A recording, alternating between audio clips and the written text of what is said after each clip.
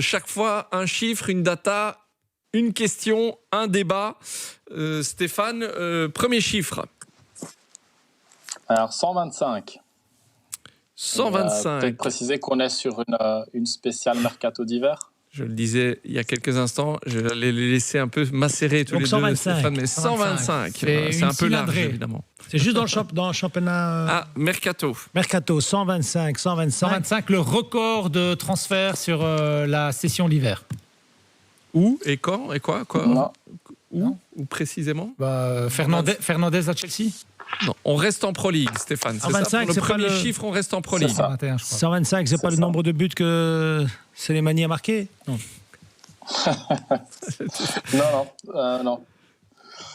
Bon, Non, il réponse. s'agit du nombre de mouvements, donc départ, arrivée, renseignés sur le site Transfermarkt pour la Jupiler Pro League sur le mercato d'hiver, C'est pas loin. donc qui vient de se clôturer. On a 72 départs renseignés pour les clubs belges, 53 arrivées. Savoir qu'il y a un an, pour la même période, on avait un peu plus de départs. Un peu plus de départs. Donc on était à 84 départs et 75 arrivées. Donc il y avait quand même eu beaucoup plus de mouvements l'année dernière. C'est beaucoup, quand même. On a un bilan global pour les clubs belges, donc un bénéfice au total des clubs belges de 35 millions d'euros presque. Ce qui fait une moyenne de presque 2 millions d'euros par club de bénéfices. Ouais, dont 80% On peut citer- pour Genk. Hein. Ouais. Alors oui, mais attention qu'ils ont dépensé aussi. Donc ici, on parle vraiment, en termes de bilan, c'est vraiment les dépenses moins les rentrées. Quels clubs Donc, sont dans le rouge et quels clubs ont fait les plus gros scores ou millions, on va dire ça comme ça, en in ou en out, Stéphane? Alors dans le rouge, on a 6 équipes, l'Antwerp, Charleroi, OHL, Ostende, Eupen et Zulte. Alors parfois pour certains, c'est pas de beaucoup. Attention aussi qu'avec les prêts sur Transfermarkt, on n'a pas forcément les vrais montants que ces prêts peuvent coûter. Donc, je ne veux pas dire que les prêts sont considérés comme gratuits, mais en tout cas, les prix ne sont pas toujours renseignés. Et donc ensuite, en termes d'arrivée et de départ remarquables, si on peut dire ça comme ça, si on peut faire un top 3, on a Sor pour Genk qui arrive pour 6,5 millions, alors que le site l'estime à 4 millions. Donc, je ne vais pas dire que Genk l'a surpayé, mais c'est les règles du jeu. Mais voilà, on a Aro Kodare à 5 millions acheté, estimé à 2,2 millions. Et Dreyer acheté 4,2 millions par Anderlecht, estimé à 9 millions. Anderlecht a Donc, fait une a affaire. priori, Alors, ce Steph. serait une bonne affaire, oui. Ouais. Enfin, ce serait une bonne affaire d'après sa valeur marchande. Après, évidemment, c'est le terrain qui décidera de ça. Ouais. Rennes, En termes de Rennes qui a départ. payé 6,5 millions pour Salah à la Gantoise, alors que sur le même site, il est évalué à 500 000 euros au niveau de la valeur marchande. Il a été titulaire, je crois, sur les 5-6 derniers matchs ici de Gand. Avant ça, il l'était pas. Il était sur le banc. Il avait même commencé la saison avec la Nationale 1, coaché par Emilio Ferreira. Comme quoi, ça peut aller très très vite aussi. Dans le top 3 out, alors, Stéphane? Dans le top 3 haut, sans surprise, Onuachu comme plus gros transfert sortant, 18 millions, vendu, estimé 15 millions. Donc on est finalement dans la lignée du prix estimé. J'avais oublié qu'il était parti, mais c'est quand même un beau transfert sortant. On a Foster qui part à 11 millions, estimé à 2 millions. Donc là, Westerlo qui fait une super affaire financière. Peut-être sportivement, c'est autre chose, mais financièrement, quand même pas mal. Et Duranville qui complète le podium, vendu alors 8,5 millions hors bonus, du coup estimé à 5 millions. Et je voulais compléter le top 3 par Van Zer aussi pour signaler son départ, estimé 5 millions, vendu 5 millions. On l'entendra donc une dernière fois au micro de la Pro League dans la suite de ce Complètement Foot. Pascal. Oui, on peut rajouter. Avec Van Zer, il y a Aldakil aussi, dont on ne parle plus parce que ça s'est fait très tôt Chez Vincent Compagnie. Dans le mercato, chez Vincent Compagnie. Je crois que Vincent Compagnie, depuis qu'il est à Bordeaux, il a dépensé autant que l'ensemble des clubs belges, je pense. Honnêtement, pour son mercato. Oui, mais il a fait gagner de l'argent au club belge aussi. Ah oui, pour ça, il n'est pas rancunier.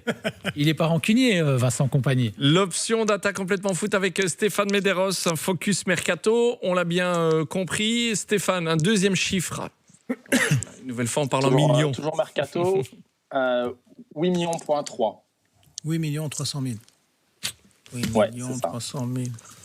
8 300 000. Un club qu'on a évoqué il n'y a pas On très rentre un peu plus longtemps dans dans le les détail, débriefings. C'est une dette? Non, c'est une valeur Il allait positive le dire. pour le club. C'est une valeur, non, je cherchais le bon mot, mais c'est une valeur positive pour le club. Donc, ils ont plus eu de rentrées que de dépenses. Ils ont 8 millions de bénéfices, c'est ça? C'est ça. Mais ils n'ont pas eu beaucoup de rentrées de joueurs. Ok. Donc, On essaie de vous faire deviner le 8 club. millions de bénéfices. On l'a évoqué il y a un instant. Genk. Anderlecht? non, on est Anderlecht. Voilà, on est sur Anderlecht. Exactement. Donc, Pourquoi avec ce deux chiffre? arrivées, Explication. Dreyer. Raison, Stéphane, le président, voilà. c'est un club ça. Ouais, on comprend. Donc Dreyer, 4,2 millions, comme on a pu le dire. Slimani arrivé libre, dont la valeur est estimée à 1,5 million. Et 5 départs, Duranville, déjà mentionné. El Hadj, parti pour 2 millions, et Août aussi. Donc finalement, un mercato financièrement qui se passe bien pour Anderlecht. Sortant. Et alors, si tu dis Sortant, qui se passe bien pour les sorties. financièrement, en tout cas. Oui, oui. Après, Donc Fred Berg, c'est vendre. sorti. Sportivement, ça c'est autre chose. On pouvait s'attendre à plus d'arrivées, ça vous l'avez dit, mais moi la question aussi, c'est est-ce que c'est pas un signe, je vais pas dire enfin d'intelligence, mais est-ce que c'est pas mieux finalement de pas recruter que de faire les panic buy qu'on a l'habitude de voir et d'aller chercher des gars, je vais pas dire pris au hasard, mais en plein désespoir, en se disant on sait jamais, sur un coup de chance ça peut marcher. Non, mais on vient de Donc, l'évoquer. C'est ça, on l'évoque depuis 2 semaines. Et est-ce que Slimani, c'est pas un bouton panique ou un achat panique? Clairement, Slimani, Après, moi, je suis c'était pas la dans les bureaux, priorité, mais à son je pense poste. pas que c'était le premier choix. Stéphane, justement. Non, clairement pas. C'est pas la priorité à son poste. La preuve, c'est son contrat qui est de 6 mois. Ouais. Et pourtant, même si Fred Berg dit il était sur notre liste, ouais, il peut être à la 10e position, être quand même sur la liste. Mais après, bon, ils n'ont pas eu de chance puisqu'ils cherchaient un attaquant, il était blessé. Ils font passer une visite médicale, le gars signe à Genk. J'ai quand même l'impression qu'il y a des profils qui ont été ciblés. Il y a une hiérarchie, en tout cas, qui semblait être faite, puisqu'on a vu que voilà, il y a un joueur qui se blesse, il y a une solution de prévue. Le défaut, c'est peut-être d'avoir attendu la fin du mercato, mais en même temps, c'est là que les prix baissent aussi et que c'est peut-être plus facile de faire ces emplettes. Donc, c'est peut-être ce qu'on pourrait le plus le reprocher. Maintenant, comme vous l'avez dit aussi, il est là depuis 2 mois. Le prochain mercato sera décisif, il ne pourra pas se louper. Et là, ce sera vraiment révélateur de ce qu'ils ont dans le ventre. Stéphane Medeiros, l'option data complètement foot. Un dernier chiffre, une dernière question, un dernier débat. Steph. Alors, dernier chiffre, je vais l'arrondir, mais c'est moins 730 millions d'euros. Là, c'est une dette alors. Ouais. C'est Charleroi. le montant dépensé par les clubs de Première Ligue. Alors presque. Mais c'est à nouveau. C'est la balance même idée, c'est les déficitaire balances. des transferts des clubs de Première Ligue. C'est ça. Ding, ding, Donc, ils ont ding, ding. clairement On va vous beaucoup mettre plus un habillage acheté, quand vous trouvez les bonnes réponses. On va essayer de vous trouver ça. 129 millions. Moins Donc, clairement, 729 plus, millions, c'est énorme. Hein, Steph. Merci Chelsea. Hein.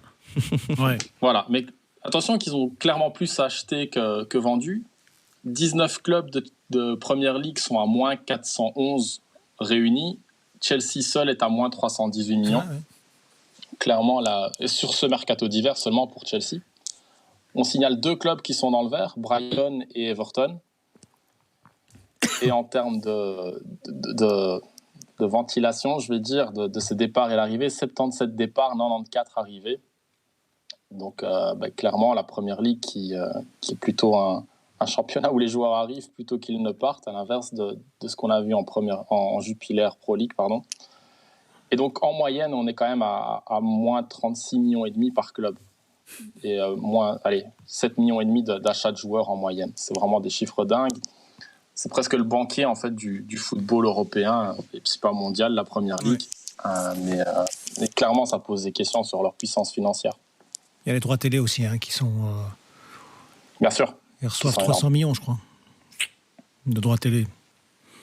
On verra un peu. Un état d'âme à livrer sur ces chiffres. Non, mais Pascal, moi, c'est Gordine. franchement, la campagne de recrutement de Bully à Chelsea, il y a de quoi quand même se poser de grosses questions. Il y a de quoi remettre en question aussi les règles du fair play financier. Il y a de quoi aussi militer peut-être pour la Super League européenne, parce que là, on voit que les Anglais ils font une Super League à eux tout seuls, où ils dérégulent complètement le marché. il donne une valeur à des joueurs mais qui est complètement surcotée. Donc, alors oui, lui à l'américaine, hein, comme en NFL, il fait des contrats de 7-8 ans, ce qui est interdit à la base. Est-ce que c'est les Anglais? Mais en NFL, il y a la salary cap, hein, donc il y a un montant maximum à un moment donné par équipe. C'est une des solutions peut-être pour le monde. Est-ce que c'est les Anglais? Est-ce que c'est les Anglais qui comment dirais-je, qui donnent des prix de transfert incroyables, ou c'est parce que c'est les Anglais qui viennent acheter et les autres clubs demandent des prix incroyables? Mais sur Fernandez, il paye la clause. 125 millions de clause, il la paye. Donc, moi, j'ai toujours un problème avec les joueurs qui embrassent l'écusson du maillot. Et puis qui oublient qu'ils ont embrassé l'écusson du maillot. Mais bon, c'est une autre affaire. Comme un joueur qui dit, moi, depuis que je suis petit, mon rêve, c'est Arsenal, et puis il signe à Chelsea. Mais il est plus petit. Quand t'es petit. Il est plus petit. Non, mais c'est vrai. Et joyeux anniversaire, Nordine. Non, mais c'est vrai, je veux dire. Merci Stéphane. L'option data complètement foot. On aura le plaisir de vous retrouver avant la Ligue des Champions. Avant chaque rencontre de la Ligue des Champions, avant chaque week-end, même si on sait que ici, pour la suite de la compétition, ce serait un peu plus, là aussi, ventilé, mais sur le calendrier. On ventile. Voilà, en tout cas, on le sait que maintenant, de tradition, le rendez-vous de la Ligue des Champions, c'est en même temps que la semaine de la Saint-Valentin. Donc, ce sera le cas à partir de la semaine prochaine. Donc, on retrouvera Stéphane Medeiros, l'option data complètement foot avec un focus Ligue des Champions. Et l'Europa League aussi. J'ai une data. Bien entendu. Mais l'option data, on la fera Ligue des Champions et vous serez le Il y aura d'abord l'Europa League d'ailleurs. Officiel avec toi. de l'Europa League. Oh, la Ligue des Champions. Non, mais